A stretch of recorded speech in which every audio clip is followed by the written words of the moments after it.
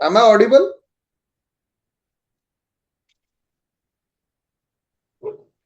Yes हाँ sir. Sir.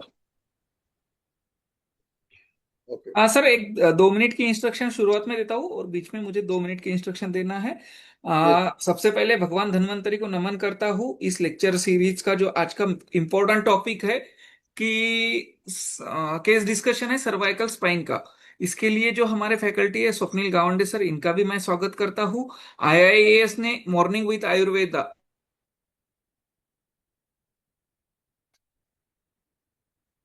Sorry sir, आप sorry. गलती से म्यूट हो गए मेरे से। हाँ। और आपका कंटिन्यूअसली नॉलेज अपग्रेड होना चाहिए, इस हेतु से मॉर्निंग विद आयुर्वेदा यह सीरीज स्टार्ट की है। मैक्सिमम लोग लाइव आना चाहिए, ये हमारा एक्सपेक्टेशन है।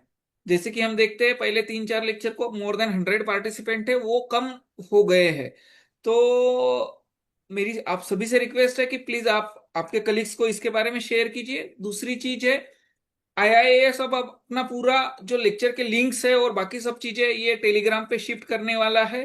तो कल के लेक्चर के लिंक के साथ में हमने टेलीग्राम ग्रुप की लिंक डाली है, तो प्लीज आप टेलीग्राम ग्रुप और व्हाट्सएप चैनल ये दोनों भी चीजें ज्वाइन कर लीजिए। टेलीग्राम ग्रुप दो है, एक मंजूषा मैडम रन करते हैं उसे भी ज्वाइन कीजिए और एक मेरा है उसे भी ज्वाइन कीजिए। सर प्लीज आज का लेक्चर स्टार्ट कीजिए।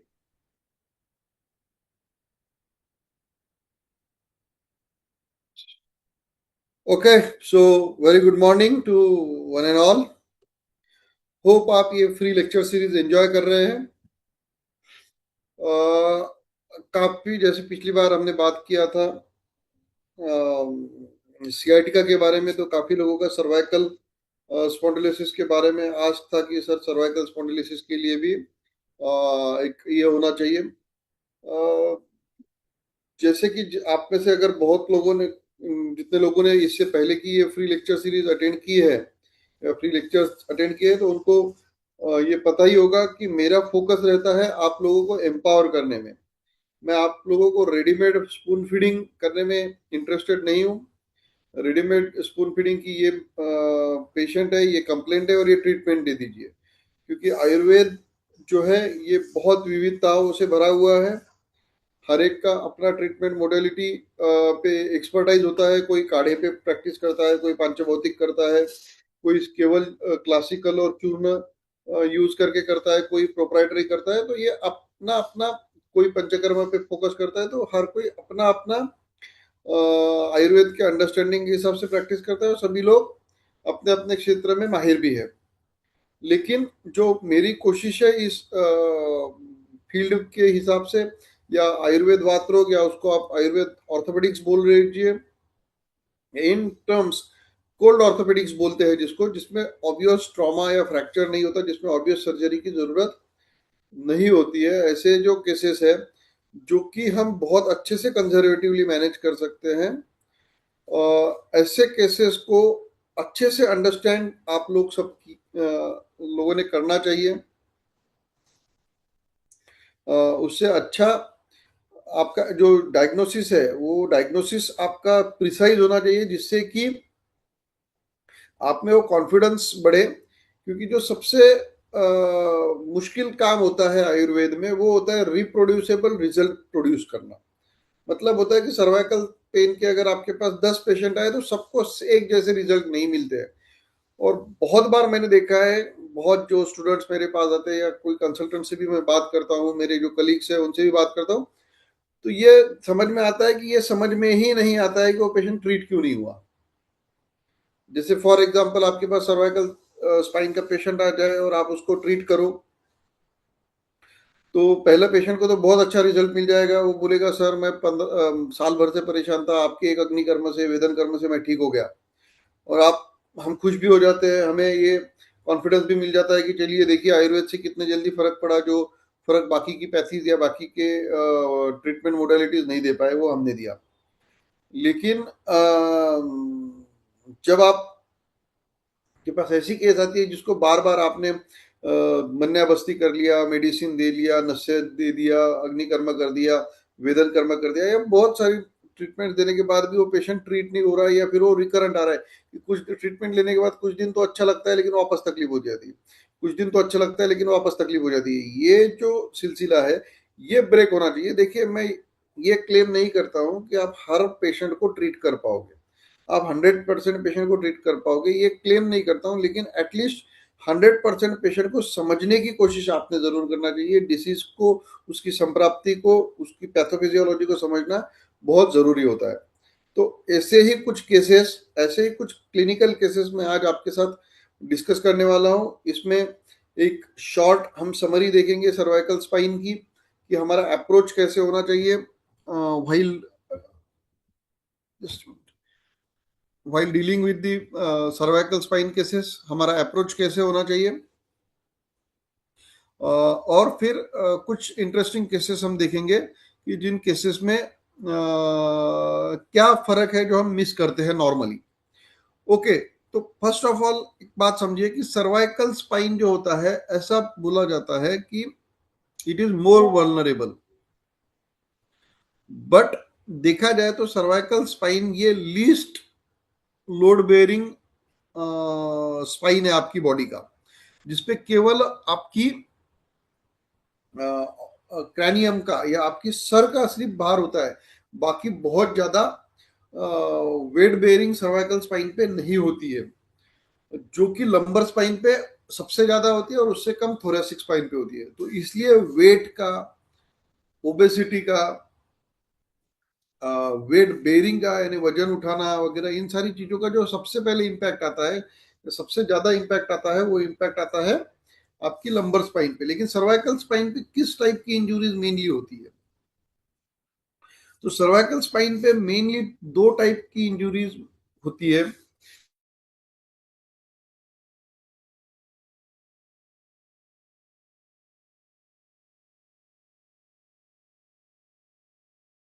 हो गए जिनका बहुत ज्यादा सीटिंग पर्पज है, बहुत ज्यादा क्लरिकल या फिर पीसी या लैपटॉप पे जिनका बहुत ज्यादा काम होता है।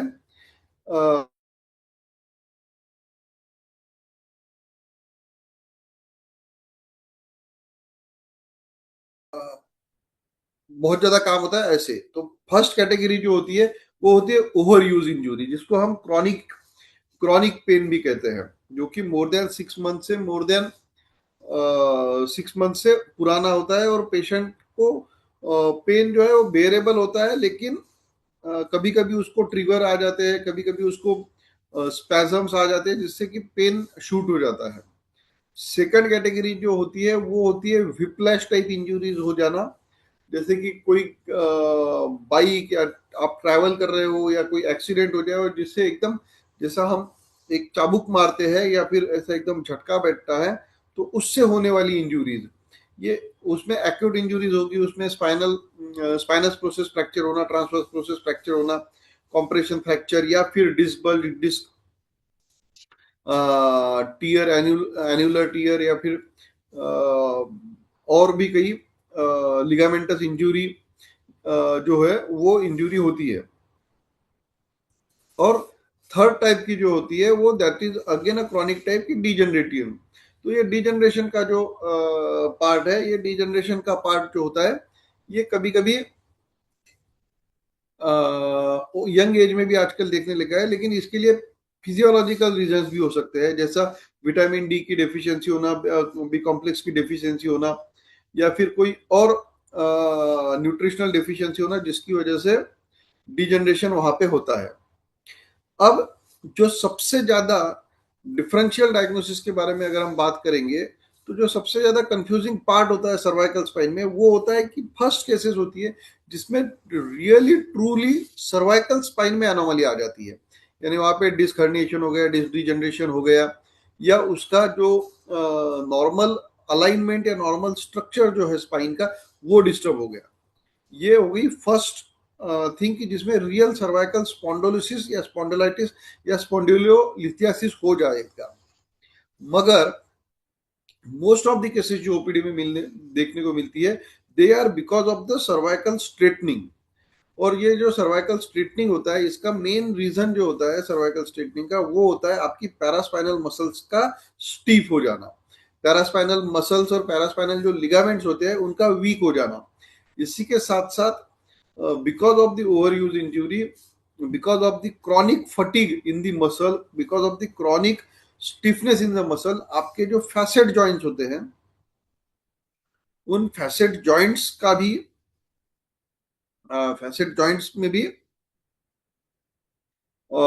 ये प्रॉब्लम या डिजनरेशन या फिर फैसेटल एट्रोफी जैसी कंडीशंस की वजह से भी नेक पेन होता है। तो इसके दो मेनली इम्पैक्ट सर्वाइकल स्पाइन के हमारे बॉडी पे होते हैं। एक होता है एमएसके से रिलेटेड, यानी मस्कुलोस्केलेटल, यानी जिसमें पेशेंट को क्रॉनिक स्पैजम रहेगा, पेशेंट को जकड़ा हुआ महसूस होगा, patient will ask about the cervicogenic headache, जो कि नॉर्मली इस रीजन में पेशेंट को पेन होता है, जिसको सर्वाइकोजेनिक हेडेक बोलते हैं। और बहुत बार ये cervicogenic headache is treated as a migraine, जबकि it is not a true migraine. Cervicogenic headache को बहुत बार माइग्रेन की तरह ट्रीट होता है, क्योंकि सिम्टम्स करीब करीब सेम होते हैं, क्योंकि बहुत बार उसी की वजह से पेशेंट को नाउजिया और वोमिटिंग भी होती है। तो ये एक हो गया। सेकंड होता है रेडिकुलोपैथी विद सर्वाइकल स्पॉन्डिलोसिस, जिसमें हाथ में चीटियां आना, हाथ में मुंगी आना या दर्द होना। इट मे बी डिफरेंट, उसके जो मायोटोम्स या जो डिफरेंट सिम्टम्स है वो अलग अलग इस पे होंगे कि किस लेवल पे डिजेनरेशन हुआ है, किस लेवल पे नर्व कॉम्प्रेशन हुआ है। Got it. तो सेकंड जो पार्ट होता है ये होता है। और थर्ड जो होता है वो होता है कि रेफरल पेन पैटर्न, यानी अगर आपके लंबर स्पॉन्डिलोसिस में कोई इश्यू है या आपके थोरेसिक स्पाइन में कोई इश्यू है या लंबर स्पाइन में इश्यू है, तो उसका रिफ्लेक्शन या उसका रिएक्टिव पेन, उसका कंपैरेटिवली पेन सर्वाइकल में होगा। तो हमें चूज करते वक्त इन सारी चीजों को ये करना पड़ेगा।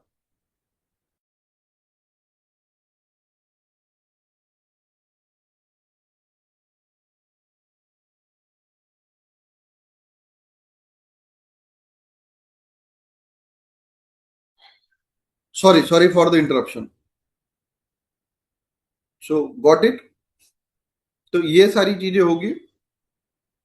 तो मैं एक जो बात बताई है मैंने वो आपको एक बार समराइज करता हूं कि फर्स्ट थिंग कि सर्वाइकल स्पाइन में हमें तीन टाइप की एनोमलीज या तीन टाइप की मेजरली, बहुत उसमें हम छोटे छोटे बहुत सारे टाइप्स कर सकते हैं, लेकिन जो ब्रॉड स्पेक्ट्रमली हम देखेंगे जब, तो ब्रॉड स्पेक्ट्रमली देखते हुए फर्स्ट थिंग जो है वो होगा because of the stiffness of the paraspinal structure, जैसे मसल्स, लिगामेंट्स, टेंडॉन्स, इनके स्ट्रक्चर से वजह से स्ट्रेटनिंग ऑफ स्पाइन हो जाएगा, जो कि ओवर यूज की वजह से होता है। यानी बहुत देर तक लैपटॉप की तरफ देख रहे हैं, जिसे फॉरवर्ड नेक पोस्चर भी बोलते हैं, फॉरवर्ड हेड पोस्चर भी बोलते हैं। या बहुत ज्यादा जो राइडिंग कर रहे हैं राइडर्स है, उनको भी ये पैरास्पाइनल मसल सर्वाइकल स्पाइन के हो जाएंगे, जिसकी वजह से सर्वाइकोजेनिक हेडेक, सर्वाइकल पेन, ये सारी चीजें उसमें होगी। Second, real degenerative changes, real degenerative changes जिसमें डिस्क डिजेनरेट हुए, डिहाइड्रेट हो गई है, या स्पाइन में डिजेनरेटिव चेंजेस आ गए हैं, ऑस्टियोफाइट्स आ गए हैं। और थर्ड जो मैंने बोला था, एक्चुअली ये थर्ड बोला था, सेकंड जो मैंने बोला था वो था कि इंजरी, जैसे विप्लैश इंजरीज हो गई, या बिकॉज ऑफ वाइब्रेशन या because of mall alignment of the spine. तो ये तीन मुख्य ब्रॉड स्पेक्ट्रमली रीजन है। तो हमें उस रीजन को ढूंढ के हमें ट्रीटमेंट प्लान करना पड़ेगा, उसको मैकेनिज्म ऑफ इंजुरी या मैकेनिज्म ऑफ द डिसीज, जिसे हम आयुर्वेद में संप्राप्ति कहते हैं, उस संप्राप्ति को हमें ठीक से समझकर उसका संप्राप्ति भंग और कारण मीमांसा करके उसका निदान परिवर्जन हमें करना है।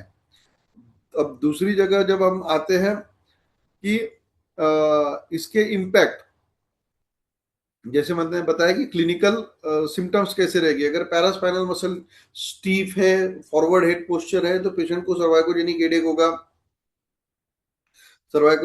हेडेक होगा, अगर विप्लैश इंजुरी है तो माइलोपैथी होगी, पेशेंट को पेन होगा, वीकनेस होगा आर्म्स में। अगर रियल डिजेनरेटिव चेंजेस है, डिस्क हर्निएशन है, ऑस्टियोफाइट्स है, तो रेडिकुलर पेन होगा अलग अलग लेवल पे। जब अलग अलग नर्व्स कॉम्प्रेस होंगी तो उसके हिसाब से, डर्माटोन्स के हिसाब से वो प्रेजेंटेशन अलग अलग होगा।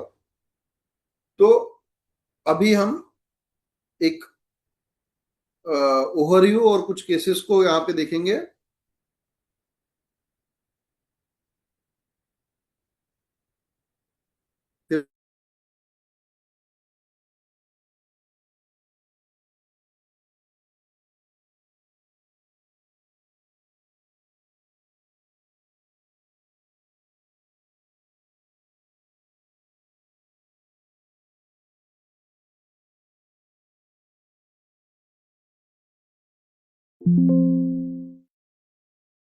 Welcome to Arvachin Ayurved Gurukul. Discover the ancient wisdom of Ayurveda in a modern approach.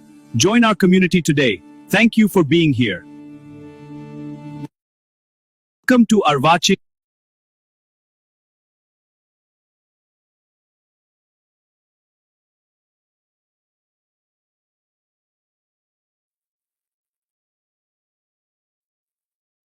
Sir mute है माइक।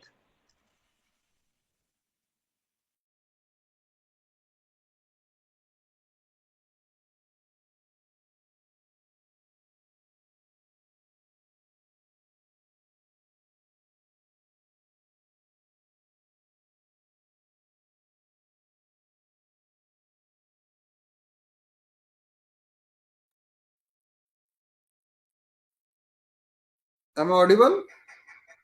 हाँ सर। इश्यू हो गया था बीच में। Okay, thank you. So examination framework क्या होना चाहिए कि एग्जामिनेशन जब आपके पास पेशेंट आता है कंप्लेंट करके कि मेरे गर्दन में पेन है, मेरे कंधों में पेन है, या रेडिकुलोपैथी है, या फिर वो प्री डायग्नोज आपके पास आता है कि मैंने ऑर्थोपेडिक सर्जन को दिखाया था, उन्होंने बताया था कि गर्दन में हड्डियां घिस गई है, गद्दी फट गई है, वॉट एवर, या मुझे सर्वाइकल स्पॉन्डिलोसिस है। आजकल तो पेशेंट गूगल वगैरह ये करके आते हैं या फिर प्री डायग्नोज आ जाते हैं रेडीमेड डायग्नोसिस के साथ। तो हमें क्या करना चाहिए, पहले तो इंस्पेक्शन करना चाहिए, पेशेंट को एक ब्रीफ हिस्ट्री लेना चाहिए कि पेशेंट का एज क्या है, पेशेंट को कब से तकलीफ है, ऑनसेट ऑफ पेन कैसे था, कैसे शुरू हुआ था पेन। उसके बाद में हमने उसे ऑब्जर्वेशन करना चाहिए कि भाई पोस्चर कैसा था। फिर उसकी टिश्यूज में हमें गर्दन पे पाल्पेशन करना चाहिए कि कहीं पे इरेगुलरिटी लग रही है क्या, कहीं पे वार्मथ लग रहा है, कहीं पे कोई टेंडर पॉइंट है क्या, इन सारी चीजों को देखना चाहिए। फिर एक्टिव और पैसिव रेंज ऑफ मोशन हमें नेक की सारी देखनी चाहिए, करेक्ट, कि कहीं पे उसकी वजह से गिडीनेस है क्या, कहीं पे सिम्टम रिप्रोड्यूस हो रहे हैं, पेन रिप्रोड्यूस हो रहा है क्या, इन सारी चीजों को देखना चाहिए। न्यूरोलॉजिकल कुछ एग्जामिनेशन होती है, न्यूरोलॉजिकल एग्जामिनेशन हमें करनी चाहिए। हमें उसके रिफ्लेक्सेस चेक करने चाहिए, ब्रैकियल रिफ्लेक्सेस, प्लांटर रिफ्लेक्सेस, ये रिफ्लेक्सेस हमें चेक करनी चाहिए। कुछ स्पेशल ऑर्थोपेडिक टेस्ट होती है, जैसे compression test, compression facet test, इन सारी टेस्ट को हमने करना चाहिए। और वहां पे रेड फ्लैग्स को भी हमने मार्क करना चाहिए। अगर पेशेंट बोलता है कि मुझे बहुत ज्यादा चक्कर आ रहे हैं, मुझे बहुत ज्यादा गिडीनेस हो रहा है, मुझे चलते चलते बैलेंस चला जा रहा है, तो ये सारी रेड फ्लैग्स हो सकते हैं। या पेशेंट बोलता है कि मुझे हाथ में बहुत ज्यादा वीकनेस है, तो ये सारे रेड फ्लैग्स हो सकते हैं, हमें इनको भी ध्यान में रखना चाहिए। इन सारी चीजों को हमें मार्क करना चाहिए। उसके बाद में इंस्पेक्शन और पाल्पेशन में हमने क्या क्या देखना चाहिए कि फॉरवर्ड हेड पोस्चर है क्या, कुछ टॉर्टिकोलिस है क्या, शोल्डर असिमेट्री है क्या, मसल स्पैजम में है क्या, मोस्ट ऑफली अपर ट्रेपेजियस मसल जो होती है और लिवेटर स्कैपुलर मसल, ये मसल्स कॉमनली स्पैजम में होती है बहुत बार सर्वाइकल पेन विथ रेडिकुलोपैथी में। उसके बाद में हमने पाल्पेट करते वक्त स्पाइनस प्रोसेसेस पाल्पेट करनी चाहिए कि क्या वो इरेगुलर है, क्या उनका अलाइनमेंट ठीक है, क्या किसी स्पाइनस प्रोसेस पे टेंडर पॉइंट है, फैसेट जॉइंट्स हमने चेक करने चाहिए। पैरास्पाइनल्स मसल जो होती है हमारी, वो सबसे इंपॉर्टेंट जो मसल होती है वो एससीएम, जिसकी वजह से हमारा सर्वाइकल रोटेशन होता है, स्टर्नोक्लेडोमेस्टॉइड और स्केलेनी मसल, इन सारी मसल्स का हमने पाल्पेशन और रेंज ऑफ मोशन चेक करना चाहिए, सो दैट हम समझ पाए कि प्रॉब्लम या जो पेन पेशेंट को हो रहा है उसका रूट कॉज क्या है। तो ये जो इमेज है, ये इसमें आपको एक इमेज में मैक्सिमम ये जो अभी तक मैंने बताया वो कवर हो सकता है। कि देखिए, first of all flexion extension हमने चेक करना चाहिए। जो फ्लेक्शन ऑफ द स्पाइन होता है, यानी पेशेंट को बोलना है कि आपकी जो टोडी है या चीन है वो चेस्ट को लगाइए। ये जो रेंज ऑफ मोशन होता है नॉर्मली 45 to 50 डिग्री होता है। एक्सटेंशन यानी सिर ऊपर करते वक्त ये जो एक्सटेंशन होता है 60 to 70 डिग्री तक एक्सटेंशन होता है। और रोटेशन यानी लेफ्ट रोटेशन राइट रोटेशन ये 70 डिग्री टू 90 डिग्री ये नॉर्मल होता है। किसी किसी पेशेंट में अगर शॉर्ट नेक है, ओबेस पेशेंट है तो 70 डिग्री तक आएगा, स्लिम पेशेंट है फ्लेक्सिबल है तो वो 90 डिग्री तक भी हो सकता है। तो 70 to 90 degree is a normal thing. उसके बाद में लैटरल फ्लेक्शन में आप अगर इस इमेज में देखोगे तो पेशेंट का चेहरा से सामने है, केवल कान को पेशेंट को कहना है कि कान जो है, कान को अपने कंधे से टिकाना है, पेशेंट को रोटेशन में नहीं जाना चाहिए पेशेंट। तो ये जो मोशन होता है ये 35 टू 45 डिग्री होता है। तो ये चारों रेंज ऑफ मोशन हमने चेक करने चाहिए। अगर ये चारों रेंज ऑफ मोशन करते हुए पेशेंट को पेन हो रहा है इस रीजन में, नेक रीजन में लोकल पेन हो रहा है, तो इसका most of the reason facet joint का ओरिजिन हो सकता है, जो कि लोकलाइज मूवमेंट से वो पेन हो रहा है। लेकिन अगर पेशेंट किसी भी मूवमेंट में बोलता है कि मेरे हाथ में पेन जा रहा है, हाथ में नमनेस आ रहा है, या मुझे हाथ में कुछ रेडिकुलोपैथी फील हो रही है, अनकंफर्टेबल फील हो रहा है, तो इसका मतलब वो रेडिकुलर पेन है, उसमें डिस्क इन्वॉल्व है, उसमें डिस्क आपकी इन्वॉल्व है। अगर पेशेंट कंप्लेन करता है कि डिजीनेस आ रहा है, वर्टिगो आ रहा है, तो फिर इसका रीजन जो है ना वो और कहीं भी हो सकता है, यानी ये ब्रेन में भी हो सकता है, ये मेड्यूला ऑब्लिंगेटा में भी हो सकता है। तो ये क्या है ना, इसमें वेस्टिब्यूल भी ये होता है, यानी वेस्टिबुलर इन्वॉल्वमेंट इसमें हो सकता है। तो डिजीनेस, वर्टिगो, नाउजिया अगर पेशेंट हो रहा है तो ये स्ट्रॉन्ग न्यूरोलॉजिकल साइन है, ये जनरली एक्सटेंशन और रोटेशन में फील हो सकता है। तो इसमें वेस्टिबुलर इंसफिशियंसी हो सकती है पेशेंट को।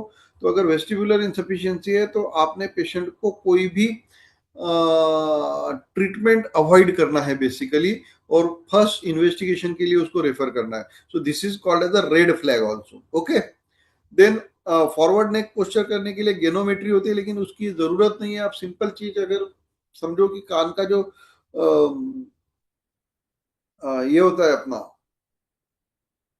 पिन्ना होता है, ये अगर शोल्डर से आगे है, नेक शोल्डर, तो उसको हम फॉरवर्ड हेड पोस्चर भी बोल सकते हैं, जिसकी वजह से आपका शोल्डर मूवमेंट भी अफेक्ट होता है, आपका रेंज ऑफ मोशन भी अफेक्ट होंगे, और ब्रीदिंग भी उसमें थोड़ी सी पेशेंट को अनकंफर्टेबल लग सकती है।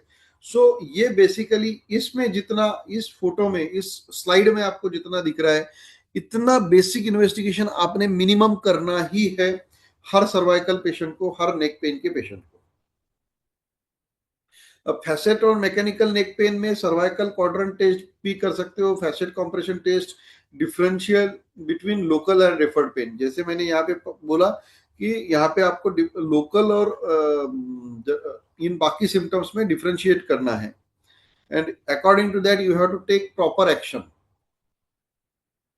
न्यूरोलॉजिकल एग्जामिनेशन में मैंने कहा था कि मोटर मायोटोन आपको देखना है कि C5 टू T1 भी कहाँ कहाँ पे आ रहा है, रिफ्लेक्स आपको देखना है बाइसेप ब्रैकोरेडियलिस का और ट्राइसेप का, सेंसरी डर्मेटोन्स, यानी पेशेंट बोलता होगा कहीं पे कि मुझे एक स्पेसिफिक जगह पे खुजली आती है, या स्पेसिफिक जगह मुझे नम लग रही है, पैरास्थेशिया वहां पे लग रहा है, सुन हो गया ऐसा लग रहा है, या फिर नमनेस है, या फिर स्ट्रॉन्ग स्टिंगलिंग नमनेस है, या फिर स्ट्रॉन्ग शूटिंग पेन है, तो वो सेंसरी डर्माटोन को आपको को रिलेट करके आगे की स्ट्रेटेजी आपको बनाना होगा। तो we have to go for this primary inspection and palpation and introduction of introspection of the patient. This is very important because spine, जैसे मैंने कहा कि cervical spine though it is least vulnerable, लेकिन होता क्या है कि वो बहुत सीरियस कंडीशन के लिए रीजनेबल हो सकता है। यानी बहुत बार मैं एक पेशेंट का आपको रिव्यू भी देखूंगा कि she was actually quadriplegic because of the C7 T1 myelopathy and डिस्कोपैथी।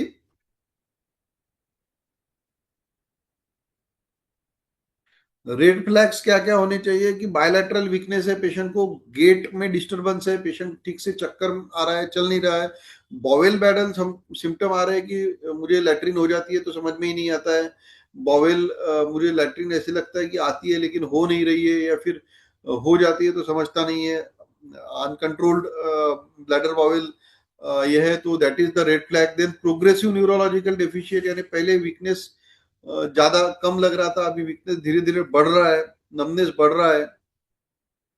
तो अगर ट्रॉमा की हिस्ट्री है, फीवर की हिस्ट्री है, नाइट पेन की हिस्ट्री है, तो हमें वहां पे भी we have to be very cautious, because अगर ट्रॉमा है तो वहां पे न्यूरोलॉजिकल इश्यूज आ सकते हैं, फ्रैक्चर्स हो सकते हैं।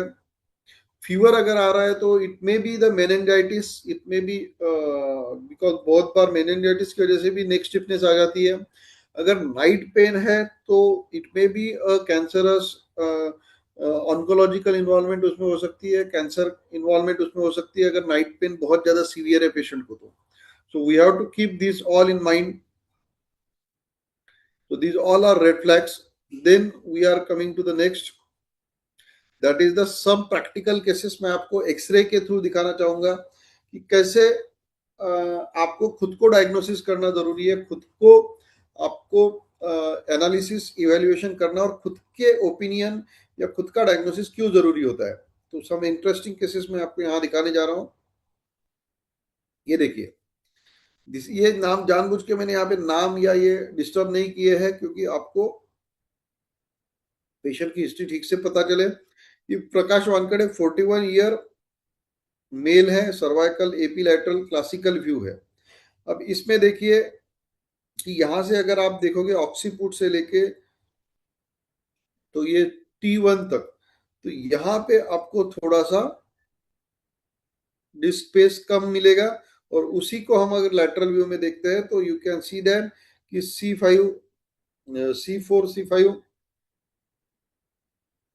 2 3 4 5 6, तो C4 C5 और C5 C6 के बीच में डिजेनरेटिव चेंजेस आ चुके हैं। ऑस्टियोफाइट दिख रही है, इसकी जो एंड प्लेट्स है ये आपको व्हाइट दिख रही है, जो कि दिखा रहा है कि there is a true degeneration.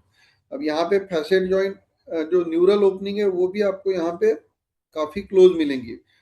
उसी के साथ यहाँ पे जो कर्व है ये सर्वाइकल लॉर्डोसिस है, ये मेंटेन है, लेकिन यहाँ पे अलाइनमेंट आप देखोगे तो it is somewhat scoliotic.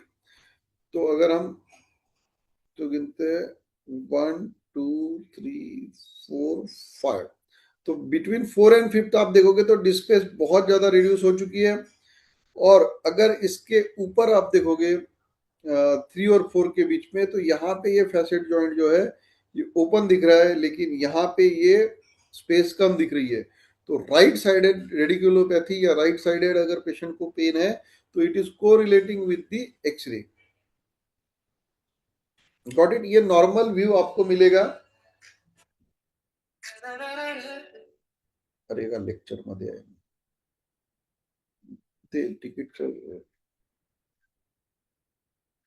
Okay, then second, अब देखिए कि ये यहाँ पे एक नेक्स्ट केस है। This is the interesting case. You can see कि 52 ईयर फीमेल है, सेम। इसमें आप देखोगे तो यहाँ पे करीब करीब अलाइनमेंट इज नॉर्मल, बट आप ये C2 और C3 के बीच में देखोगे तो यहाँ पे थोड़ा सा पेशेंट का अलाइनमेंट जो है टुवर्ड्स लेफ्ट गया हुआ है, लेकिन ऑलमोस्ट स्पाइन इज ओके। लेकिन सेम जब हम लैटरल व्यू में आते हैं तो डिस्क स्पेस यहाँ पे काफी अच्छे से मेंटेन है, बस अर्ली डिजेनरेटिव चेंजेस यहाँ पे दिख रहे हैं, क्योंकि ये जो एंड प्लेट्स है ये व्हाइटिश थोड़ी सी दिख रही है। लेकिन अगर आप यहाँ अलाइनमेंट देखोगे तो ये एकदम स्ट्रेट हो चुका है, ये एकदम स्ट्रेट हो चुका है।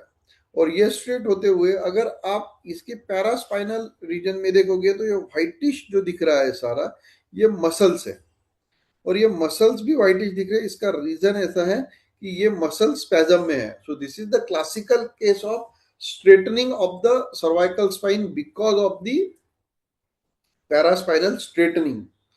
तो अगर ये पैरास्पाइनल स्ट्रेटनिंग है तो हमें इसके मसल्स पे काम करना है। ऐसे केसेस को आपको स्नेहन स्वेदन, षष्टिक्षाली पिंड स्वेद, मन्याबस्ती करके भी आपको रिजल्ट आ जाएगा, बहुत कुछ करने का जरूरत नहीं है। ये पेशेंट के सिम्टम्स सिर्फ सर्वाइकल पेन और डिस्कम्फर्ट था, सर्वाइकल डिस्कम्फर्ट था, अदरवाइज ओके।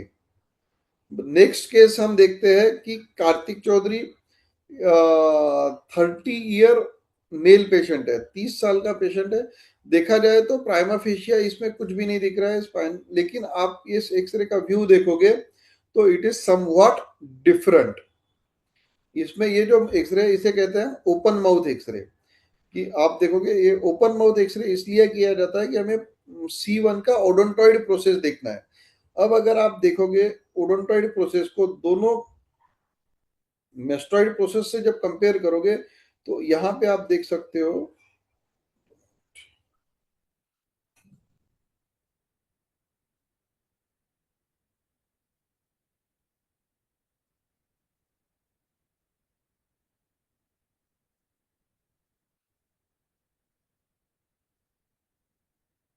यस, यहाँ पे आप देख सकते हो कि ये जो इस मेस्टॉइड प्रोसेस से इस ओडोंटॉइड प्रोसेस का जो डिस्टेंस है वो ज्यादा है और यहाँ पे ये कम है। सो इसका मतलब जो C0 और C1 होता है इसका जो अलाइनमेंट है वो वहां पर बिगड़ा हुआ है at the root of the skull, at the base of the skull. तो फिर भी ये पेशेंट को हेडेक,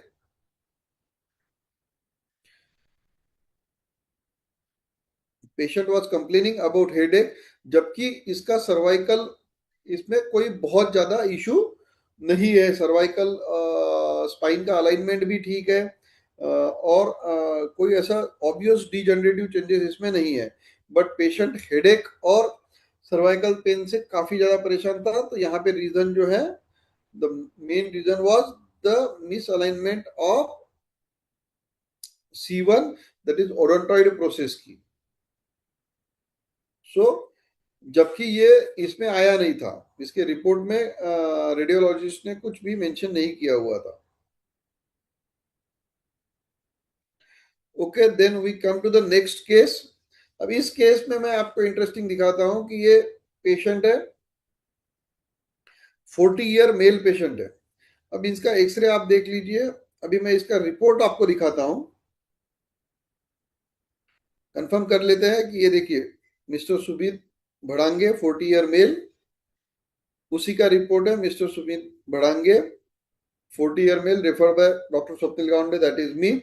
और यहाँ पे रिपोर्ट का रेडियोलॉजिस्ट का रिपोर्ट देखिए क्या है, no significant abnormality detected. But अगर पेशेंट मेरे पास आया है तो वो पेन में आया है, पेशेंट कंप्लेंट लेके आया सर्वाइकल पेन है, मुझे हाथों में दर्द है, मेरे कंधों में दर्द है and an number of things. Got it?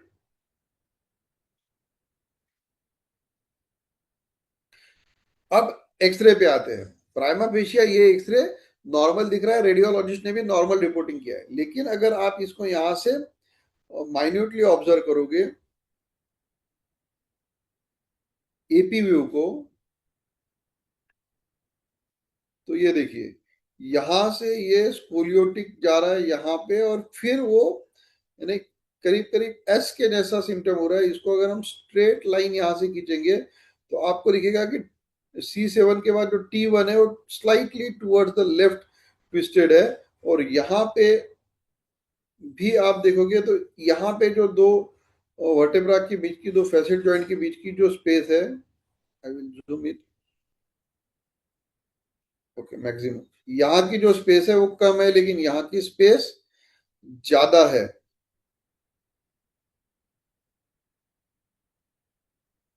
यहाँ की स्पेस ज्यादा है, यहाँ की स्पेस कम है।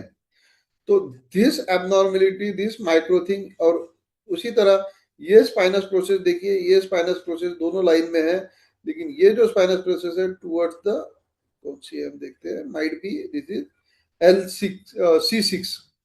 तो जो C6 स्पाइनस प्रोसेस है वो टुवर्ड्स द राइट थोड़ी सी,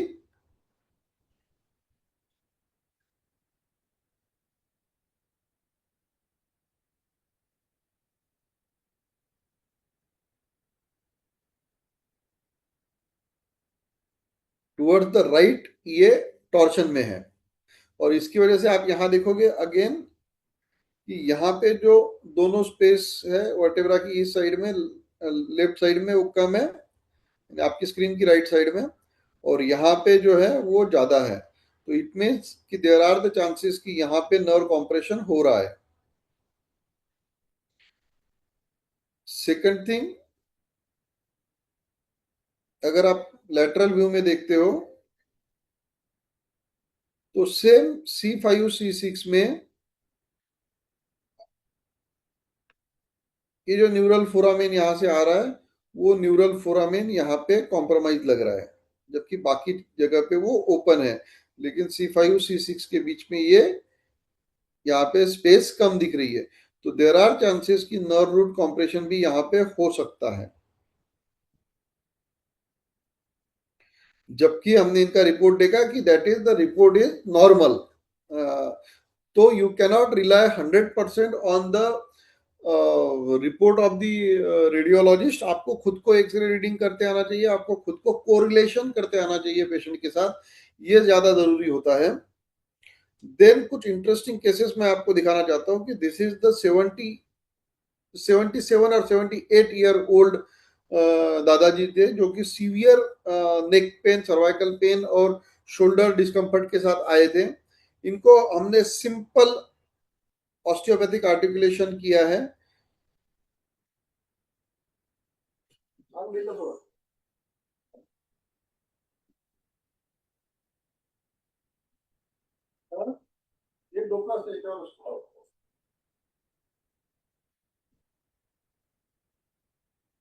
जो लोग मराठी समझते हैं वो उनकी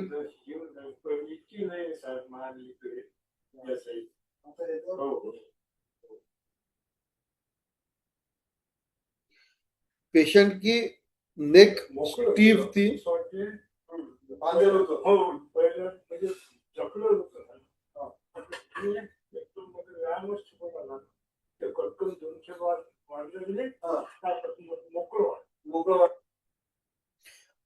पिछले लेक्चर में किसी ने तो भी मुझे पूछा था कि कायरोप्रैक्टिक आना जरूरी है क्या, तो बिल्कुल नहीं। देखिए, ये बिना कायरोप्रैक्टिक के सिंपल आर्टिकुलेशन के साथ हमने इस पेशेंट को ये ट्रीट किया।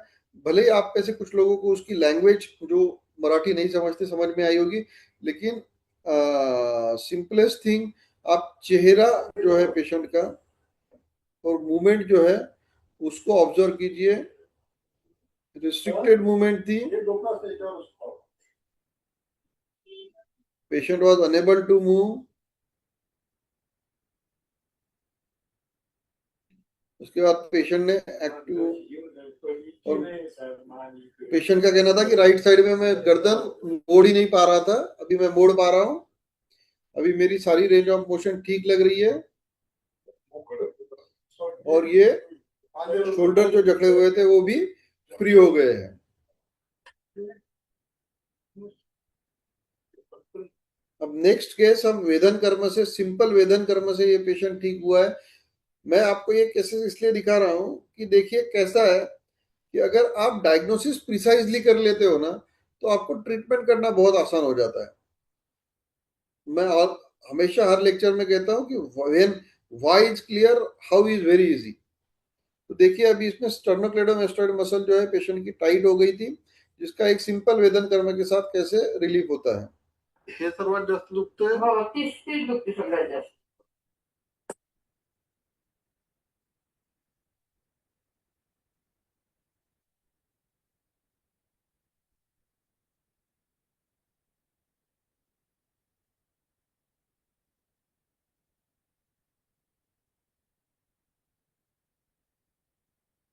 काम क्रॉस गया आणि थोडा,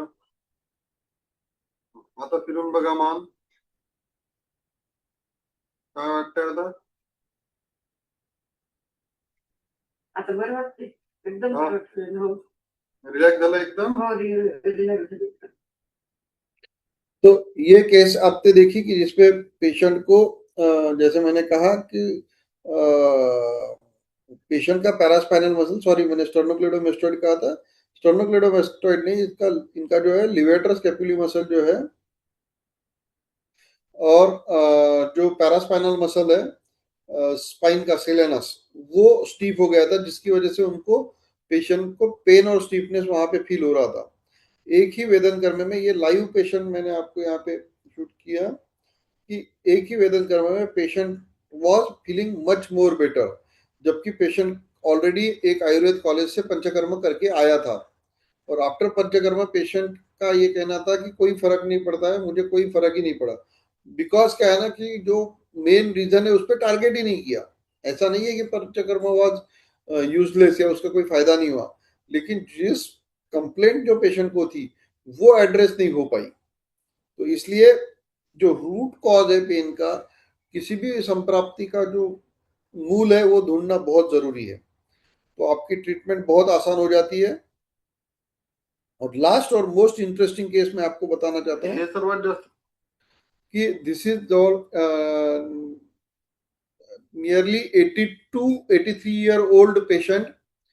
पेशेंट का सर्वाइकल माइलोपैथी है। उसके बाद में पेशेंट को सीवियर कॉम्प्रेशन, कॉर्ड कॉम्प्रेशन है C7T1 में, जिसकी वजह से पेशेंट वॉज क्वाड्रिप्लेजिक। जब मेरे क्लिनिक में उनको लेके आए थे तो अभी भी आप देख रहे हैं कि still she is on the wheel chair, लेकिन वो व्हील चेयर पे बैठने के भी उस वक्त हालत में नहीं थे, और उनको बस उठा के लाना पड़ता था और उठा के ले जाना पड़ता था।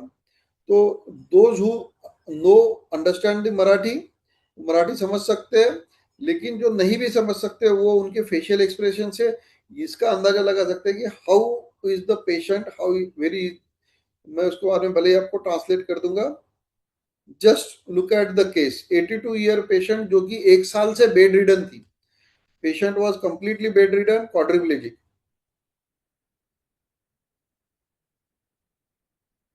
सुषमा देशपांडे. मला पहिले हात सुद्धा हालत नव्हता. हात मला पूर्ण असा हलतो, मोठं होतात, पाय उचलला जात होता, गडबड कमी वाटतो, मान दुखणं कमी झालं माझं. मान दुखणं खूप जखम होती माझी मान, म्हणजे मला रात्रभर झोप लागत होती. आता झोप लागते, मान दुखणं कमी झालं, नुसता फरक आहे मला. थोडी थोडी उभारायचा प्रयत्न पण करते, कंबर उचलते वर, नुसता फरक आहे. हात वर करते ते. आधी तुमच्या हातामध्ये काहीच मुवमेंट नव्हती का? नाही, काहीच नव्हतं. आठवणी अशी माझ्या हातात. छान ठेवते. आता पूर्ण मोकळी झाली पाहिजे. वर जातात जे पाहिजे आणि ते पाहिजे फरक पडला. हाय बाय काही जेवते, दात घासते, वेळी घालते, काही होत होतं मला पाहिजे. हात वर जातो, हा आईला तर काहीच होत होतं मला. नाव काय म्हटलं? सुषमा देशपांडे. किती दिवसापासून ट्रीटमेंट? जवळ 1 वर्षापासून आहे. आपण ट्रीटमेंटला केव्हा आलो होतो? 2 महिने झाले. अच्छा, 2 महिन्यातच आपल्याला बऱ्यापैकी रिझल्ट आहे. 2 महिन्यातच फरक आहे.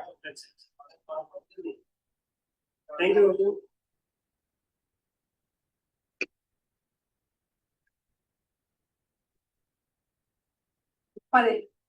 तो थैंक यू सर, बहुत बहुत धन्यवाद। एक अच्छे केसेस के साथ में प्रॉपरली हम डायग्नोस कैसे कर सकते हैं, और उसके बाद में हमें ट्रीटमेंट सिलेक्शन क्या करना है, थेरेपी सिलेक्शन क्या करना है, ये हम सीख रहे हैं। इतना अच्छा जनरली कोई सिखाता नहीं है या बताता नहीं है, और पॉइंट वाइज कोई बताता नहीं है। तो मेरी सभी पार्टिसिपेंट से रिक्वेस्ट है कि प्लीज आप आपके कलीग्स को बोलिए कि वेंसडे को हमें सर के लिए नहीं तो हमारे खुद के लिए समय निकालना है। मैं एक 5 मिनट में एक कोर्स की अनाउंसमेंट करना वाला हूं, उसके बाद में आपके सभी की क्वेरीज लेने वाले हैं।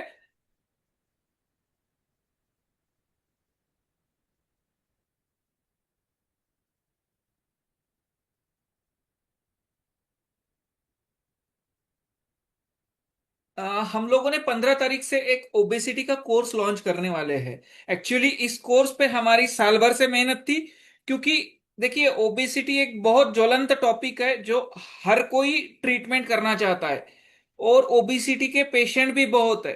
सब दूसरा प्रॉब्लम है ओबेसिटी के ट्रीटमेंट में, पेशेंट कुछ ना कुछ लेके आता है, कुछ डाइट चार्ट फॉलो करके आता है, कोई डॉक्टर की ट्रीटमेंट लेता है, कुछ ना कुछ करके आता है। तो जब पेशेंट हमारे पास आता है तो वो हमारा नॉलेज टेस्ट करता है कि सच में आपको कितना नॉलेज है, ताकि हम आपकी ट्रीटमेंट ले सके और उसको विजिबल रिजल्ट चाहिए, क्योंकि ओबेसिटी के पेशेंट को सेकंड फॉलोअप में पहले वजन कितना था, बाद में वजन कितना है, ये आंखों से दिखता है, तो उसे विजिबल रिजल्ट चाहिए। इसके लिए हमने एक कोर्स डिजाइन किया है। इसमें देखिए, मॉड्यूल 1 में फाउंडेशन ऑफ ओबेसिटी मैनेजमेंट ये रहने वाला है, डेफिनेशन, उसका जनरल इंफॉर्मेशन जो WHO गाइडलाइन है BMI वगैरह की, ये रहेगा। दूसरे इसमें रूट कॉजेस रहेंगे ओबेसिटी के, android versus gynoid, childhood versus adult obesity, क्योंकि हम आज के दौर में देखते हैं चाइल्डहुड ओबेसिटी यह एक बड़ा प्रॉब्लम है। उसके बाद में एनाटॉमी फिजियोलॉजी हम ओबेसिटी का लेने वाले हैं। उसके बाद में हम हिडन पैथोफिजियोलॉजी ऑफ ओबेसिटी लेने वाले हैं। उसके बाद में फैट टिश्यू हार्मोन्स कंट्रोल लेने वाले हैं। उसके बाद में मेटाबॉलिज्म एंड ऑर्गन डैमेज हम यहाँ पर लेने वाले हैं। न्यूट्रिशन साइंस हम पूरा लेने वाले हैं, क्योंकि इसके बारे में बहुत से लोगों के क्वेरीज रहते हैं, और पेशेंट जब हमारे पास आता है तो वो हमारा नॉलेज पहले टेस्ट करता है ट्रीटमेंट लेने के पहले, क्योंकि ऑलरेडी उसके पास बहुत से सोर्स रहते हैं नॉलेज के, chat GPT, Gemini, YouTube, Instagram, Facebook, Google. तो ये सब चीजें हम प्रॉपरली सीख पाए, हमें भी नॉलेज रहे, इस हिसाब से कोर्स डिजाइन किया गया है। उसके बाद में माइक्रोन्यूट्रिएंट्स एंड वेट रेगुलेशंस रहने वाला है। फैट बर्निंग न्यूट्रिशन कंसेप्ट रहने वाला है। उस दिन का फ्री लेक्चर अगर आपने देखा होगा तो मैडम ने कितने अच्छे से बताया है प्रोटीन का मैकेनिज्म, वो आप देख सकते हैं। उसके बाद में advance assessment techniques in obesity management में रहने वाला है, clinical measurement and metabolic markers. उसके बाद में nutrition and body composition analysis रहने वाला है। उसके बाद में Ayurvedic dietetics and obesity management, जो हमें ट्रीटमेंट में यूज करना है आयुर्वेद, वो पार्ट यहाँ पर रहने वाला है। 10 to 30 kg ट्रांसफॉर्मेशन हम कैसे कर सकते हैं ये हमें सिखाया जाएगा। मेदरोग हम सीखेंगे, जो हमारा आयुर्वेद पोर्शन है। उसके बाद में आयुर्वेदिक क्लिनिकल मैनेजमेंट रहेंगी, पंचकर्म का पूरा अप्रोच रहेगा ओबेसिटी के हिसाब से, डाइट और क्लिनिकल सीक्वेंसिंग रहेगा, before during and after Panchakarma. उसके बाद में डाइट प्लानिंग रहेगा ओबेसिटी मैनेजमेंट का। उसके बाद में complete meal and diet planning रहेगा, पर्सनलाइज ओबेसिटी मैनेजमेंट रहेगा, क्योंकि यही पार्ट है इंपॉर्टेंट। हर पेशेंट अलग रहता है, उसकी प्रकृति अलग रहता है, उसका जॉब प्रोफाइल अलग रहता है, और उसे हमें ट्रीटमेंट भी अलग देना चाहिए। अगर हम ये अलग चीज मेंटेन करते हैं तो ही हमारा क्लिनिक चल सकता है। Modern dietetics and meal planning रहने वाला है। Generation metabolic weight loss therapies रहने वाले हैं। ये जो कुछ मॉडर्न की प्रोसीजर्स है ये भी आपको यहाँ पर पूरा सिखाई जाएगी। उसके बाद में non invasive weight loss techniques, क्योंकि यह हमारी अर्निंग बढ़ाने वाली है। इसमें के कुछ मशीन्स बहुत कम पैसे में भी आते हैं। सेकंड चीज, पेशेंट ये सब चीजें करके आता है, तो हम क्या करना चाहिए क्या नहीं करना चाहिए, कहाँ आयुर्वेद का रोल अच्छा रहेगा, ये सब चीजें बेसिक्स हमारा यहाँ पर पूरा कंप्लीट होने वाला है। तो यहाँ पर जो भी मॉडर्न की मशीन्स है वो सब चीजें हम यहाँ पर सीखने वाले हैं। G5 massager, thermal packs, cavitation, RF cavitation, lipo laser, HIFU, EMS। उसके बाद में एडवांस फैट लॉस मॉड्यूल्स रहने वाले हैं, lipolytic injection, weight loss, IV drips, क्योंकि ये सब चीजें पेशेंट करके आता है, हमें भी इसका नॉलेज रहना चाहिए। जो लोग ये करना चाहते हैं उनके लिए भी एक इनिशियल स्टेज रहेगी, आपको यहाँ पर सब चीजें सीखने को मिलेगी। उसके बाद में टारगेटेड फैट रिडक्शन रहेगा, बहुत से लोगों को कोई टारगेट पे ही करना रहता है। वेट लॉस IV ड्रिप्स रहेगा। उसके बाद में integration, branding and practice success, ये इंपॉर्टेंट पार्ट है, ये भी हम यहाँ पर लेने वाले हैं। देखिए, अगर आप सिर्फ इंजेक्शन थेरेपीज कहाँ सीखने को जाते हैं तो भी 50,000 के ऊपर फीस है। अगर आप मशीन सीखने के जाते हैं तो भी 50,000 के ऊपर फीस है। पूरे कोर्स का अगर आप देखोगे तो 1 लाख के ऊपर फीस रहना चाहिए। हमने 20,000 फीस रखी थी, और IIAS के स्टूडेंट्स के लिए सिर्फ हमने 5,000 फीस रखी है। 17 मई से कोर्स स्टार्ट होने वाला है, तो एक गोल्डन चांस है पूरा कंप्लीट ओबेसिटी आपको सीखने का। और फीस यानी क्या है, तो एक पेशेंट की कंसल्टिंग ही है, एक पेशेंट के कंसल्टिंग में ही आप पूरा कोर्स कर सकते हैं, और ये गोल्डन चांस दोबारा आने वाला नहीं है। और हम लोग भी 20,000 जो फीस है वही कंटिन्यू रखने वाले हैं। तो मेरी सभी से रिक्वेस्ट है, अगर आप ओबेसिटी के पेशेंट देखना चाहते हो तो आपके लिए एक अच्छा कोर्स है। मेरे कोर्स के बारे में और बाकी सब चीजों के बारे में मैं मेरा नंबर चैट बॉक्स में डालता हूँ। जो हमारा ऑर्थो का लेक्चर है उसे हम कंटिन्यूज करते हैं। कोर्स के बारे में जो भी क्वेरीज है प्लीज आप मुझे या मंजूषा मैडम को पर्सनली पूछ लीजिए। यहाँ पर अब हम ऑर्थो की ही क्वेरीज लेंगे। सर, हम क्वेरीज को स्टार्ट करते हैं। हाँ, चलेगा। नमस्कार सर। मैंने आपका लाइव लेक्चर पहली बार सुना है। बहुत ही अच्छा डायग्नोसिस पे आपने समझाया। और सर, हमें इसमें आयुर्वेद को इंटीग्रेट कैसे करना चाहिए और उसको आयुर्वेद में मतलब किस तरह समझे, उसका थोड़ा आप अगर समझाएंगे तो अच्छा रहेगा। सर, क्या होता है, ये बहुत बड़ा टॉपिक बन जाता है एक्चुअली। उसमें आपको फिर, जैसे मैंने एक्सरे में बात बताई आपको, तो आपको एक्सरे में उसको सोचना पड़ेगा कि इसका धात एक्सरे का जो पंचभौतिक तत्व है वो आपको समझना पड़ेगा। जैसे मैंने अभी बताते बताते एक बात बताई थी कि आप स्पाइन के बाजू की मसल देखिए जो व्हाइटिश दिख रही है, जो कि स्टीफ हो चुकी है। इसका मतलब क्या है कि मांस धातु का पंचभौतिक देखिए। मांस धातु के पंचभौतिक में अगर पृथ्वी महाभूत का प्रधानता हो रही है तो आपको उसको कम करनी है। सेकंड थिंग, जब पेशेंट कंप्लेंट लेके आ रहा है, पेन लेके आ रहा है, तो वो कौन से धातुगत लक्षण है, उस धातुगत लक्षण का स्पेसिफिक ट्रीटमेंट वहां बताया गया है। जैसा अगर पेशेंट को सिर्फ सर्वाइकल स्पैजम है तो आप वहां पे वेदनकर्म में अग्निकर्म से ट्रीट कर सकते हो। लेकिन अगर पेशेंट को वहां पे डिजेनरेटिव चेंजेस डिजेनरेटिव चेंजेस है, न्यूरोलॉजिकल डेफिशिएंट है, तो वो आपको ये करके ही समझना पड़ेगा कि यहाँ पे न्यूरल कॉम्प्रेशन है। तो फिर आपको ब्रूहन चिकित्सा करनी पड़ेगी, अस्थि धातु, अस्थि मज्जागत वात की भी चिकित्सा आपको करनी पड़ेगी। एक लेक्चर में आप ऐसा समझिए कि सर्वाइकल स्पाइन के बारे में जितना भी मैंने अभी बात की है, इट इज ओनली 10%। ये तो मैं एक आपको इस लेक्चर सीरीज के माध्यम से हम आपको एक विजन देना चाहते हैं कि आप लोगों ने क्या क्या सोचना चाहिए। लेक्चर की शुरुआत में ही कहा था कि रेडीमेड आप मुझसे एक्सपेक्ट मत कीजिए। सर, रेडीमेड नहीं बोल रहा हूँ। आपने बहुत अच्छा एक्सप्लेन किया। ये भी आपने बहुत ही अच्छा कहा कि पंच भौतिक तत्व हमें ऑब्जर्व करना चाहिए एक्सरे में। पर क्या है कि हम अगर आयुर्वेद अप्रोच से उसको मतलब अगर ऐसा हो सके फ्यूचर में कि आप कुछ ऐसा में लेक्चर ले सके कि जिसमें आप कुछ आयुर्वेदिक से उसे कैसे कोरिलेट करें तो हमारे लिए ज्यादा फायदेमंद रहेगा सर। ठीक है। Thank you sir. Yes.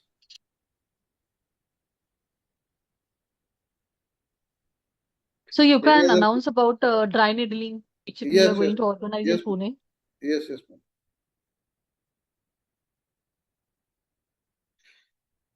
Ma'am, are you going to announce or should I?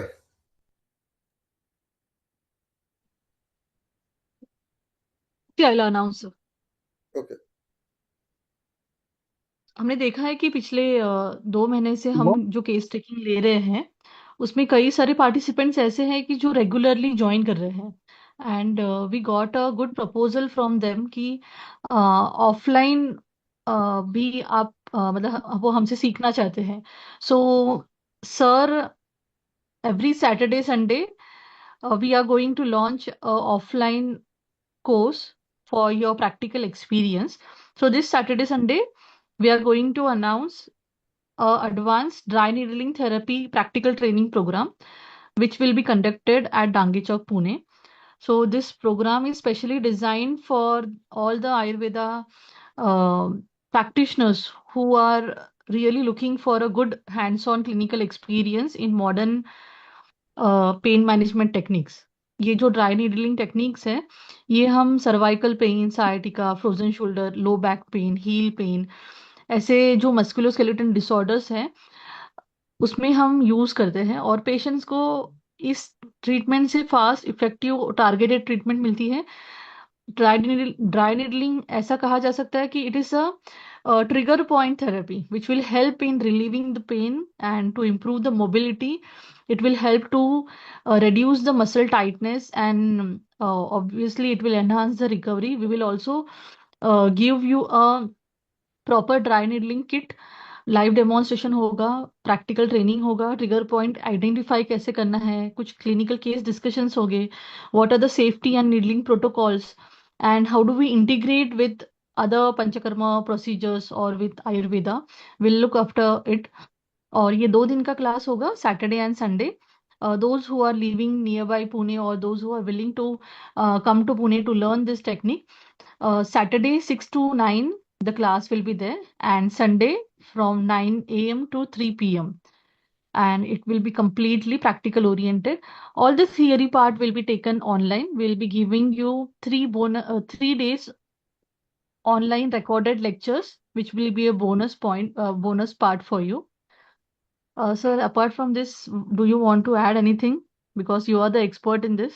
Dry needling is a very good treatment और बहुत क्या कह सकते हैं उसको, कॉस्ट इफेक्टिव ट्रीटमेंट है. उसके बाद में ड्राई नीडलिंग को हम आयुर्वेद से डायरेक्टली कंपेयर कर सकते हैं. गंभीर वेदन कर्म मैं तो कहता हूँ उसे.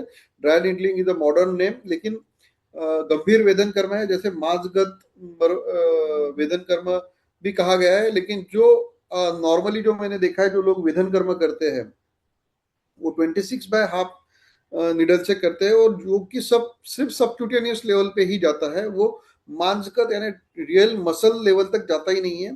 नो डाउट उसका जो प्रिंसिपल्स है वो अलग है वेदन कर्म के. जो ड्राई निडलिंग या फिर हम गंभीर वेदन जिसको कह सकते हैं, हम इसको टारगेटेड इसलिए कह सकते हैं, इसमें बहुत सारी टाइप्स है. Not only trigger point, madam ने ट्रिगर पॉइंट कहा है, लेकिन trigger point is one of the part. उसके साथ साथ हम जो मसल नॉट्स है, मसल स्पैजम्स है, उसके साथ साथ स्कार नीडलिंग भी कर सकते हैं. यानी बहुत बार आपने देखा होगा कि जो लोग गायनेकोलॉजिकल प्रैक्टिस करते हैं या फिर फीमेल पेशेंट्स है, वो बहुत बार कंप्लेंट करते होंगे कि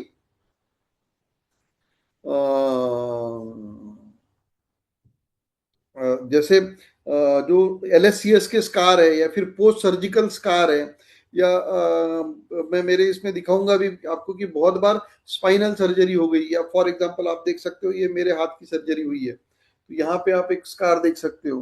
तो इस स्कार की वजह से जो रिस्ट्रिक्टेड मूवमेंट है, ये जो रिस्ट्रिक्टेड मूवमेंट है, ये रिस्ट्रिक्टेड मूवमेंट भी हम ओपन कर सकते हैं स्कार नीडलिंग करके. तो जिसकी वजह से जो अडेशंस बन चुके हैं स्कार से, उसको भी हम ब्रेक कर सकते हैं. अदरवाइज प्लांटर फेसाइटिस में या फिर जो कि ओवर यूज इंजुरी है, जिसमें स्पोर्ट इंजुरी मैनेजमेंट में आजकल ये सबसे ज्यादा ट्रेंडिंग टॉपिक है ड्राई नीडलिंग का. और यू कैनॉट बिलीव कि बहुत बार बहुत क्रॉनिक पेशेंट भी एक सिंगल या 2 सेशन में भी पेशेंट को बहुत अच्छा रिलीफ मिलता है. और इसमें हम to the point dry needling सीखेंगे और हैंड्स ऑन होने वाला है, तो you will get the good confidence कि 25 mm नीडल से लेके तो 75 mm नीडल तक हम, just a second, needling use करने की टेक्निक्स हम सिखाएंगे, जिसकी वजह से क्या होगा कि जो भी डीप मसल्स है, जो भी डीप मसल्स में प्रॉब्लम्स है, वो भी आप बहुत इफिशिएंटली सॉल्व कर पाओगे.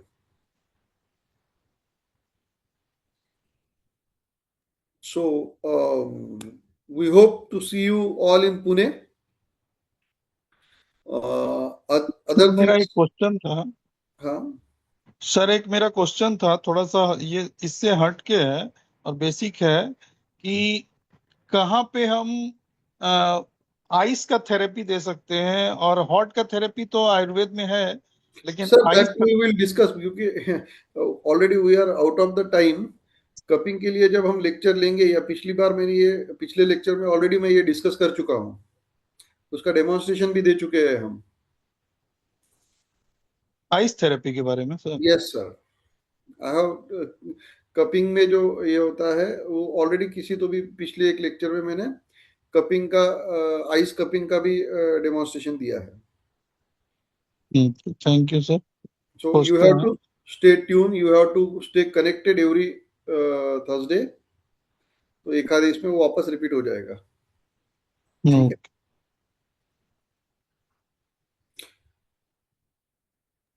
Okay, friends.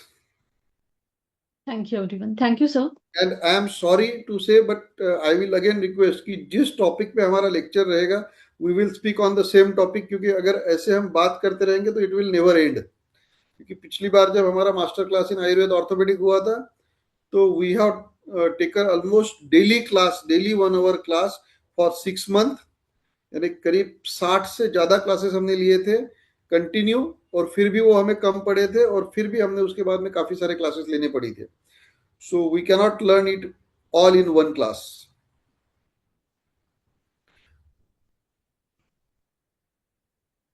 Madam, I have, yes, Manjusha madam.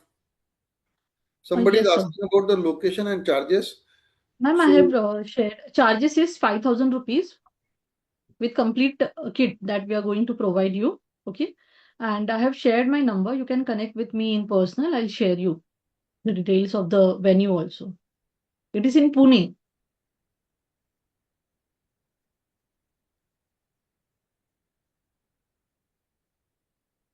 okay.